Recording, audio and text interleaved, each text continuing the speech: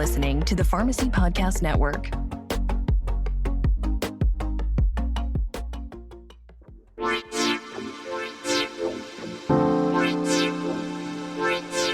Welcome to the Sports Pharmacy Podcast. My name is Dr. H, and I am your host. I am a wellness pharmacist, pharmacy owner, and certified sports nutritionist.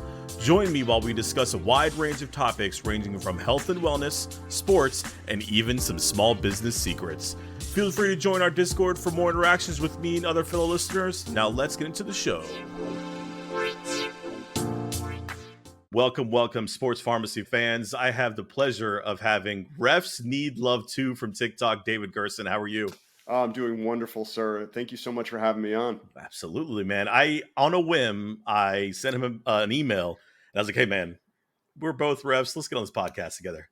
It was so easy. He was so into it. I told my wife, I was like, this is awesome. I'm so excited. I got a love for everyone, man. Even if you're not a ref, I still would have been polite, and I always love to talk.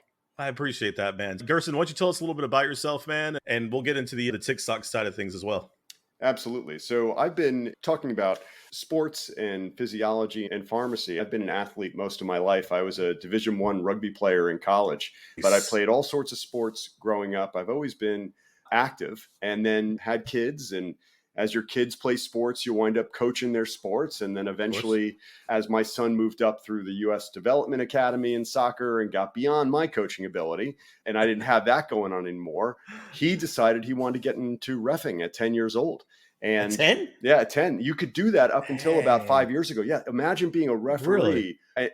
A referee at 10 years old, so young. But that's awesome. I was going to drive him to the field, so I was like, well, I'll go do it too. I was actually, when I finished my playing career, I actually did some rugby refereeing. I was a nationally certified rugby ref as well. And so I had that in me. My high school yearbook quote is, it's better to stand alone for the right reasons than be together for the wrong. I've always been that guy.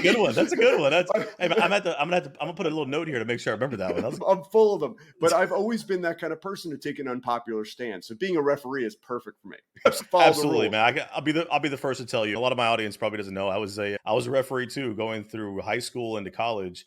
But I feel like I got into a very different reason. I was a high school player, defensive midfielder, nice, known to tick off referees, and I was like, all right, I got to figure out these rules before I get into any more trouble. My coach was like, go to the ref class, become a referee, figure it out, and come back. I said, okay, that's very fair. Now I know how to bend the rules. That's the worst part about it. It's amazing how many times I will be on the pitch with a kid and I can see something they did and I'll be like, you're a ref, right? And they're like, yeah. They always know, like right on the edge of what they do. That envelope. They do. They're the ones who do the professional fouls. They really know how to push the delay of the restart. They really know how to just all of those types of things. But so my son got into reffing and I was going to bring him. So I got my uniform too. And then we ref together for 7 years. He just stopped doing it this year as he's graduating high school now. Hopefully he does in college, but had a lot of fun. I really fell in love with it. It gave me purpose. It got me active. I hate running on a treadmill, but I will run on a treadmill knowing that I'm going to get ready for the weekend. And then about 2 years ago, my kids all had TikTok. And I actually videoed a funny video of my wife. She was getting ready for a movie and she put on my referee kit because she had to have a generic Halloween costume for this movie. Nice. And it was funny. And she's doing like flag signals. And I put it on TikTok as a joke, like just as a lark. And it went viral. Got 500,000 views like in 2 days. And so I was like, oh, this is funny. And so then I started doing a few more videos. And then about a week in, after I'm doing like funny stuff, like referee comebacks, I had this young 14-year-old referee say, hey, I was racially abused at my game. Damn. What do I do? How do I deal with that? And then I started getting all of these other things from referees asking for advice. How do you handle this? How do you handle refs yelling at you? Are you not refs? Coaches yelling at you, players yelling at you, and parents yelling at you. Parents. And so what started as a joke has been like a 2-year journey developing this brand, Refs Need Love 2, to just humanize the referee, to explain the laws of the game to people who don't know and have fun doing it. It's been wonderful. It's been a lot of fun. I think I started following you more during the World Cup when you were breaking down different cards and stuff like that. Yeah. And I found myself agreeing with you most of the time. I think there was only one or two I disagreed, but I was like, yeah, I think it's pretty good. There's another guy on TikTok as well. He does referee stuff as well, but he's a little bit more, I'd say a little bit more serious, on the serious side, I guess is a fair way to say. I forgot his name. Honestly, I missed his name. Is it the Ref POV guy? That guy. Yeah, that's it. Yeah. That guy. Yeah. Have you talked to him before? We've interacted actually. Yeah, That's no, awesome. we've That's definitely interacted. I've asked him some questions here and now. He doesn't do it as much as he did, I think, a long time ago. But yeah, good. his are much more very matter of fact. Yeah. Should this have been a red That's card? it. Yes. And for me, I try and talk about, here are the considerations. Here's what the referee, when that play happened, here's what I think they saw. And here are the laws of the game. And here's what they're judging it by. Is it this or is it this? Is it this or is it this? What's the thought process that goes through? Because to be quite honest, in the beautiful game, it's free flowing. It's open to interpretation. The law book is like by design, really small amount of words and text. It's not hundreds of pages. And so it's up for interpretation and up for debate and considerations as to what's a yellow, what's a red, what's just a common foul, all those things, what's a fair challenge, what's not. And so I try and help the listener, the watcher of these videos, really try and understand that decision-making process, because if you disagree with a referee, it's not wrong or right necessarily all the time. It's just you might have had a different feeling about what happened or a different perspective. You might have saw something different than they did. I try and humanize the decision so that the referee doesn't become vilified, which I see happen so often. One thing that drives me crazy, and I noticed it in the first game of the World Cup when Qatar was playing. Yes. They had the referee in the middle. I don't know if you saw it. He was about 30 steps behind where he should have been. And that's my only pet peeve when it comes to referees. Don't be that far behind the play because you'll miss it. That was my biggest pet peeve of that game, man. I was watching it and I told my dad, and my dad's watched soccer for a long time. And for me to explain to him that part, I never even looked at that. I said, I watched the referee. It's really weird. Yeah, no, trust me. I do it. I do it all the time. I'm always looking where I can, because I'm at a point in my ref career now. I've been 8 years plus in, where it's not just enough to move up and down the pitch. It's like exactly what quadrant of the field are you in? And there's 20 different quadrants they tell you to be in at different times. So I'm really looking at that. But yeah, you talk about from a fitness standpoint, the average professional referee runs more in a soccer match than the average professional soccer player. So it's the crazy. Average, it's insane. And the type of running that we do is bizarro. Like we will go from a standing stop to a full sprint. We've got to have cardio to be able to go 90 minutes. We don't get a sub. Plus crazy. We got to keep going. Yeah. And the extra time at the World Cup, it might be 20 more minutes in that game. You never know. Yeah. Or gosh forbid, it's a knockout round and you've got another 30 minutes plus stoppage time. And you've got to be absolutely on your horse in the 119th minute. And there is a quick switch of play going up the field. You have got to, like you said, you got to be within 10 yards of the play, and not just 10 yards in the play, following direct behind. You got to get yourself that perfect angle to see in between. It's insane, the type of cardio and the anaerobic fitness that these guys to explode into a sprint of the professional ref. It's really wild. Or just even at a grassroots level of people who aspire to do those top matches. It's wild the fitness you got to be in to do a good job. So for me, when I first started, I'm not sure if it's the same way now, but you start out as a grade 8 referee and then you go down to a 7, then a 6 and stuff like that. Is that still going on now? I'm not sure. No, they've destroyed that system here in the United States. Oh, really? Oh, jeez. I just dated myself a little bit there. No, it's okay. It's okay. I totally know what you're talking Yeah. about. No, I totally know what you're talking about. No, in England, they still do that. Like where you start as a 9 and you work your way up to a 1, which would be a professional, which is like the top 0.001% of referees. But, that's where it goes. Here in the US, it used to be very similar to that. Now they call it grassroots. And then beyond grassroots, you're regional. And regional referees and pro referees, those are the next 2 steps. The regional referee is less than 2% of referees in the United States. Dang. So it's 98% of us that are not regional. And I aspire to be a regional referee. I'm hopefully going to get there this year. Is the other 98%. So whether you've been reffing for 20 years and you do MLS Next and you do like tier 3, tier 4, the UPSL or USL2, you're still just a grassroots referee. So I want to discuss a little bit more about the whole TikTok thing. And it's something that I'm starting to get into. I have a weird segment that I'm doing where usually I'm a very bubbly, smiley person, sarcastic. I do 10-second vitamin reviews, but I'm like straight face. Like I'm not smiling. I'm not doing anything. Just trying to give someone like quick, vitamin reviews. But for you, man, how did you get the confidence to get into this, man? What drove you to Because you're in marketing, right? I stalked your LinkedIn a little bit. Yeah. Talk to us a little bit about that, dude. Yeah. So I've been in marketing and product management, product development for 25 years. I've run global brands. I've been chief brand officer of a publicly traded company. But I will tell you, ever since I was a little kid, I did theater. My mom acted off Broadway. I grew up in New York City. Being on stage, whether I was the president of a junior high school or I was like the president of my rugby team in college or whatever that might be, I've always wanted to be that person out front. And I'm also very comfortable, again, with just feedback, critique. Like, I'm cool with that. Like, I am totally comfortable taking that.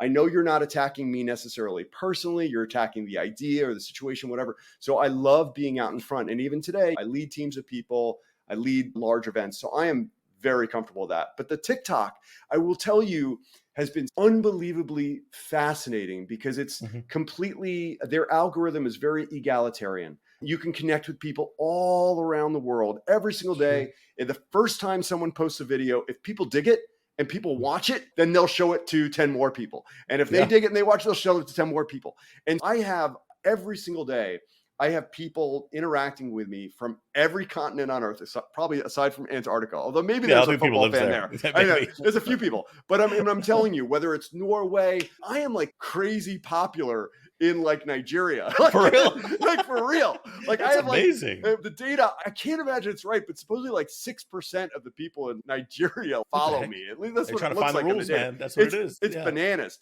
but it's awesome, this global community. And then it's like fun for me. So again, my goal as in this thing, Refs Need Love Too, is to humanize the referee, to show that we're humans, that we are your father, your mother, your brother, your sister, your son, your daughter, your grandfather, your uncle, whatever, that we are humans in your local community. We care and love the game as much, if not more than you do. And give us a little grace. Again, 98% of us are grassroots, and 99.99% of us are not professional. So settle down, recognize that the players on the pitch are not professionals. The refs are not professionals. Just give us a little grace. So I love doing these videos every day, humanizing the referee and giving the ref's perspective, which often is not heard. Professional refs never talk to the media. They don't explain their decisions. I wish, and I know something in the Bundesliga they're going to be rolling out pretty soon, is that if there's ever like a booth review or whatever, they have to explain what they which is going to be pretty cool. I think. Yes. So at the U20 World Cup, when they had a VR review, the referee would come back on the field and they would say, we reviewed this for serious foul play. I have judged that the contact did not warrant a red card. I am awarding a yellow card for unsporting behavior, reckless challenge. And that's wonderful. It's not walking people through the decision, but at least it's explaining what happened and why. Or again, the situation where maybe there was a goal and they're saying we reviewed this play and we found that player number 11 was offside in the buildup. That would be great. So at least everyone in the stadium knows what the hell is going on, and everyone at home understands too. Now, I'd love for us to get the VAR audio and that discussion between the referee. That'd be cool. Oh my gosh. That would be legit. Bring it. It's so awesome. I'm sure they're saying some bizarre things on there, man. I'm like 100%. It's actually not. And so I'm going to be going to the VAR headquarters. I was hoping it was going to be this weekend. It's going to probably be next weekend. The VAR headquarters for MLS is here in Atlanta. So every single VAR review that happens for the MLS happens at the same warehouse in downtown Atlanta. And they all do it there. And it's the same thing in England. They have a central place where all that stuff goes. But I will tell you, the conversation it's very, they don't mince words. It's very specific. Looking for blah, blah, blah, looking for serious foul play in the build up to this goal. Camera is going to be on, this is this. Ref, need you to review. I believe we have a red card for serious foul play. I believe there's been an error. Okay, comes over. They show him the videos. Okay, play it back, stop right there. Okay, I see it. Agree, red card, serious foul play. They don't have deep conversation. Right. It is of course, the laws of the game. Gotta be. Yeah. What did I see? Is it a handball, unnatural position above the shoulder? That's what I saw. Handball, unnatural position above the shoulder, whatever it might be.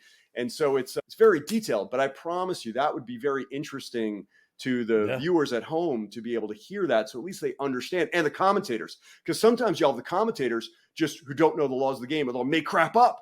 And then everyone thinks that the commentator's right. And Yeah, they drives don't me know that the crazy. law changed like 2 years ago, dude. Yeah.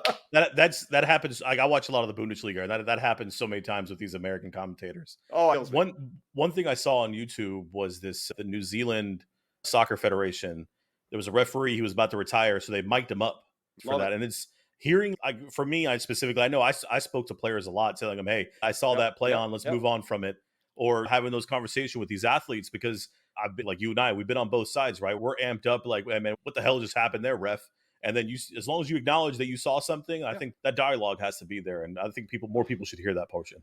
I will tell you, just like you go to NASCAR and you can listen to the driver and the pit crew talk, Yep. I tell you, the comms, the communication that's happening consistently between the AR, the center official, the fourth official, and then the center official and the players to be able to say, "Hey, I saw that. I gave you advantage there. Do you not want to play that out? I'll call it back next time." Whatever that might be is, "Hey, guys, watch that pull. Next time I got you," whatever that might be. Play on, whatever it might be, 50-50, all ball. But all those types of things that you hear the ref saying throughout the match is so valuable. I know as a referee myself, when I get to wear comms, when I'm working a higher level game with a higher level official, and I can just listen to that referee, how they communicate with the players throughout the match. Oh my gosh. It helps them be better too. It helps them learn, right? It helps yeah. players learn to see what things are like. Absolutely. Oh, Yeah. 1,000%. I think everyone would benefit from that, to really understand how engaged a top official is. And then also for younger referees and people interested in being a referee, how to manage a match, because that is where I see the breakdown happen. When I see problems occur on the pitch, when we've got parents that are getting upset and coaches getting upset and players getting upset, it's because I have a referee who's not communicating. Okay. Absolutely. Not only are they not communicating with their mouth, but they're not communicating with their whistle, with their gestures, clearly making the call. What direction is it going? Why is it going there? Not being afraid to pull out that yellow card or their red card as they need to. They're not using their tools and not communicating. And when you see a top ref, they will absolutely communicate their posture, their voice, their gestures. It brings it all together. It's so valuable. One of the questions I wrote on here: every referee is a stickler for certain rules. For example, I'll give you my example. My big thing was always about professionalism. I said, I will not answer to bro. I know I call people all the time bro or whatever. So you address me as sir, you will act like a professional on the field. Doesn't matter if you're 12 years old or it's 44 years old. That's how you're gonna be addressed. So are there any rules that you're a real stickler about, Gerson? It's a great question. I get very upset with deliberate delays of the restart. Oh, God, and so I know I'm using technical terminology, but to explain it to the people who or watch or listen to this, it's when there's been a foul, I've blown my whistle, and someone runs and stands in front of that ball, preventing the quick restart. That drives me nuts. And they see people do it all the time. And some refs, I don't know, they just let them get away with it. Not for me. The first time they do that, I'll be back up 10 yards. Now, you heard my whistle. You saw me signal direct free kick. Retreat. Heard my voice too, right? Exactly. Like back up. And then if they run up and do that again, it's one thing. Hey, they committed the foul. They're standing there. They're getting up. They're walking back slowly. Whatever. But you have these people who are coming back down the field like a midfielder after the center back makes a tackle, and that midfielder makes a beeline and runs in front of that ball. I'm like, no. Gerson guilty of that many times. Oh, dude, sorry, hey, listen, man. I get it. My son, I'm a goalkeeper. My son is a goalkeeper. My son is the master of the dark arts of time wasting.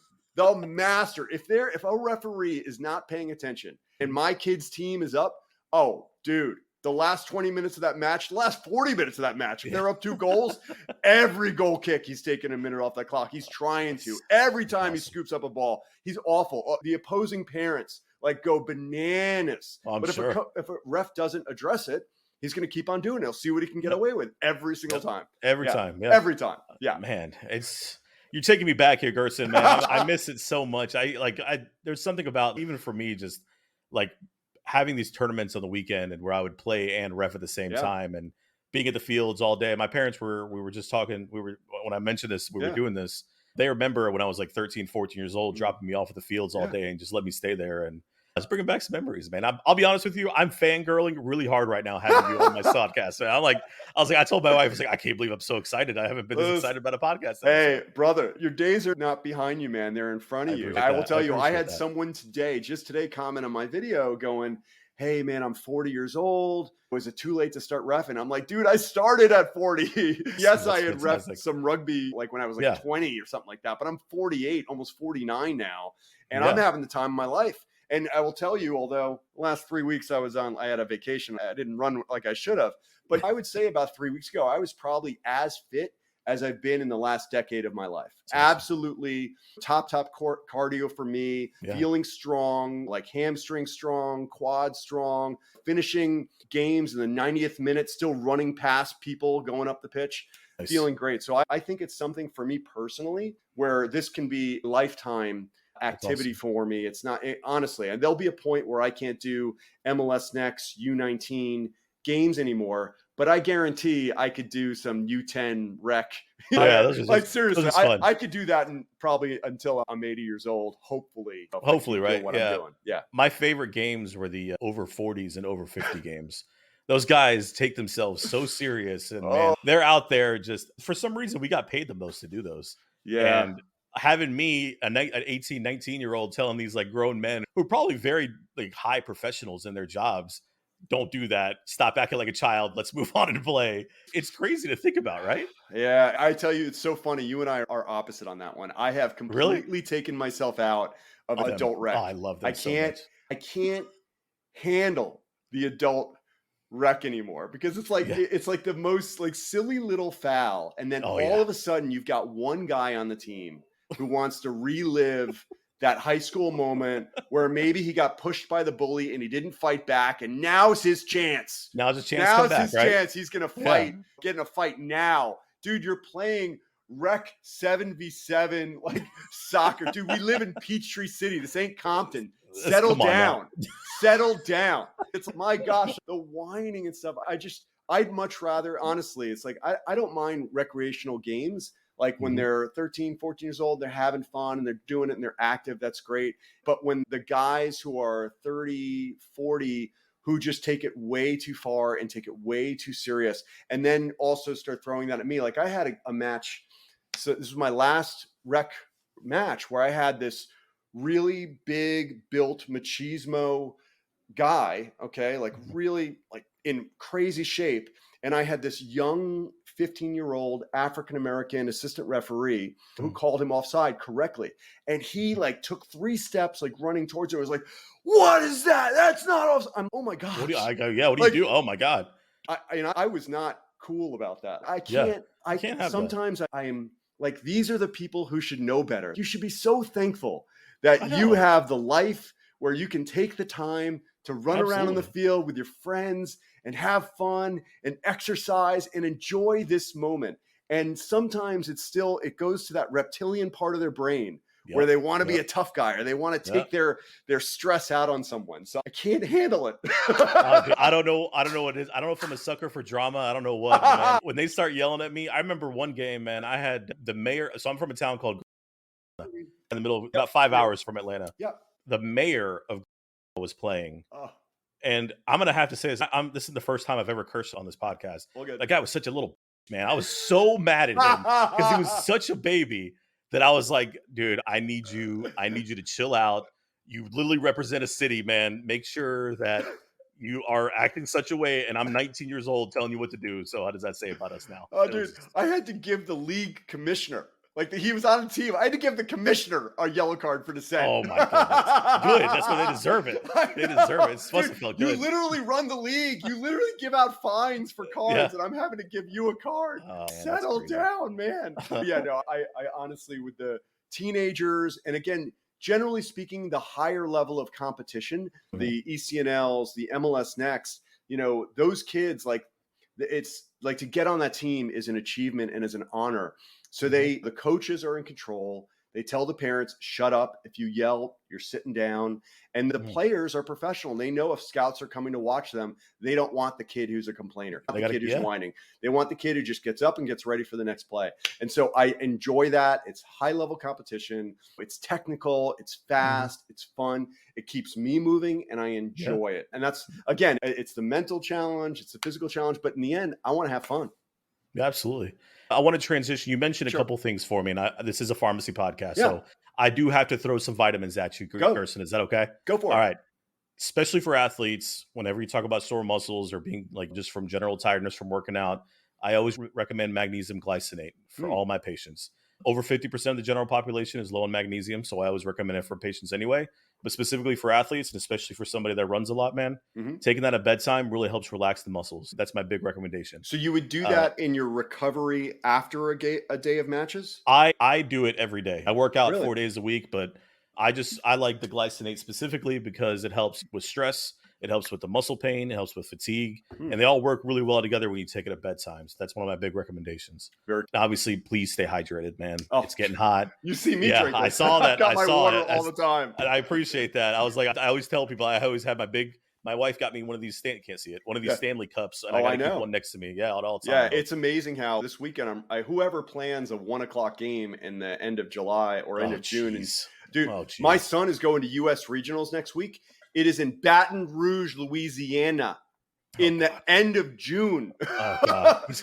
You're going to be sweating just walking outside. Over there, man. Absolutely. It's like you're walking through soup. But I have I think it's like 48-ounce jug. My pregame meal is a smoothie. I almost finished that entire jug, and I've got some type of, I forget the name of it, but some type of hydration powder that I put into that as well. But honestly, you can't get enough when you're out there running, especially in this humidity. I take it very seriously. I'm always amazed at the people who show up and they have no water or a little water. I'm like, dude, you're going to die. Yeah, you're not going to make it very far out here. No, yeah. So let's talk a little bit more about sports, man. Yep. Any teams you're a fan of? Yeah, so my Premier League club, I'm a Manchester United fan, and I honestly, listen, have some pity for me because I lived in Europe. So I'm a Dutch national team fan, U.S. men's national team who's playing in just a little bit. But they do start soon, don't they? They are 10 p.m. Eastern, so 9 p.m. your time. So when I lived in Europe, I was running a marketing operation in Europe. And one of the guys who worked for me was a Man U fan. He took me to Old Trafford. Honestly, if I had gone to any other Premier League stadium first, I probably would have fell in love with that. But he took me there. And so I fell in love with Man U the year that, what's his name, retired? Alex Ferguson retired. Yeah, so I've just had pain. I've had David Moyes. I had Mourinho. I've not had any Premier League championships. Well, Ten Hag right now is doing pretty well. A lot of fun. I'm excited. I'm actually optimistic. It's wonderful. But I have not had glory. So I've had 10 years, zero glory. So it's not. I'm not a Man U fan of 20 years ago. I've had pain. Yeah. Y'all have Champions League football next year. We do have Champions League football, but we're definitely probably 3 or 4 players away from being a Champions League contender to get to a knockout round or something like that. Yeah, but no, it's a step forward. Yeah, but I'm a Man U fan. I would always go Barcelona over Real Madrid, type of thing. I'm a Messi over Ronaldo kind of guy. And then here in Atlanta, we've got Atlanta United. So we've fallen in love with them. It's a big team. Did they win a championship recently? They were the MLS champions in 2018. They went all the way to, I think, the Eastern Finals 2 years ago, if I'm not mistaken. Mm-hmm. But we draw. Atlanta United has, I think it's the 6th or 7th highest average attendance of any soccer club in the world. Any soccer club in the world. And it's amazing. Absolutely amazing. That's a big stadium. It's the Mercedes-Benz Stadium, right? That's right. So when we won, I was at the MLS Cup that we won in 2018, and we had 81,000 fans there. And the Super Bowl, which was 2 weeks later, I believe, or 2 or 3 weeks later, only had 74,000 fans. So it's and now the field changes a little bit, but of course they draw a lot of fans, and it's always a great fan environment. They've done a wonderful job with that team. So I live in Frisco, Texas, and about 2.5 miles from FC Dallas Stadium. So they play right down the street from us. So it's fun to go see them. I've met a lot of the cool the personnel and stuff like that, it's pretty fun. Anything else, David? I usually try to run these podcasts like 20, 30 minutes, man. I would just ask him, you talked about the magnesium. I'm coming in on 50. I definitely am I do a very extensive warm up before every match. I have got about a 15-minute dynamic warm up that I do every single time I'm about to be out there. But is there anything else you would recommend for me, someone at my age, trying to avoid injury, avoid those pulled muscles? That's really the biggest fear in my world right now is a pulled hamstring. I've had it happen. It's awful. Knocks me out for 2-3 months, and I never want it to happen again. It's such an important muscle, especially with your back and everything that's associated with it. So one of the big things a lot of people forget about is having good, healthy fiber beforehand. So whenever you have like good fruit and stuff before a game, that really helps because it's got the good sugars to help rebuild your muscles, some fiber to help get things moving a little bit faster. And of course, it's always to stay hydrated, man. That's always the biggest thing. And I've seen it happen for so many people. Is you can warm up and stress all day. If you don't drink water or drink your electrolytes, that hamstring is just going to tighten up just that quickly. So those are always the important things that I tell people. I appreciate the advice, Hamusha. I've been doing well the last year and a half, but I'm trying to keep the streak going, especially during these hot summer months. Goodness. Yeah, man. I don't miss those tournaments, man, in the middle of June, July, trying to run around the field. No, I've got a game. I'm centering a game at 1 p.m. on Saturday, and then I've got another match at 10 a.m. on Sunday. And man, the refs are always in high demand. So if I wanted to, I could ref 3-4 games in a day every single weekend of the year, even in the summertime. And it's such a physical drain on you. You got to stay healthy, take your vitamins. I'm always a big high fiber guy and big time on hydration. I take it very seriously. David Gerson, Refs Need Love Too, man. Tell us a little bit about your social medias. Where can people find you? Absolutely. I'm my biggest channel with 145,000 followers, where I get 10 million views a week, is on TikTok at Refs Need Love Too. But I also have a website. That's refsneedlove2.com. People can email me at refsneedlove2@gmail.com. I've got merch both on TikTok, on the website as well, so you could show your ref love. Always making sure to support the third team. I have your website pulled up. I'm definitely buying one here, man. Yeah, check out the blog, check out the podcast. And if anyone has any questions ever about a call they've seen in the beautiful game, email me, message me on Insta, TikTok, whatever. I'm happy to review and give you my thoughts. I may not always agree with you, but I will give you my honest opinion and thoughts. David Gerson, Refs Need Love Too. Man, I am so happy right now. I can't stop smiling. I'm so excited, bro. I appreciate you. Oh, I appreciate you, sir. Thank you so much. Thank you for listening. If you enjoyed the podcast, consider giving us a 5-star review anywhere that you get your episodes. Follow us at Sports Pharmacy Pod, as well as me, your host, at Dr. Mix-a-Lot. Join our Discord server for more interactions with me and fellow listeners. As always, stay well, stay hydrated, and I will catch you next time.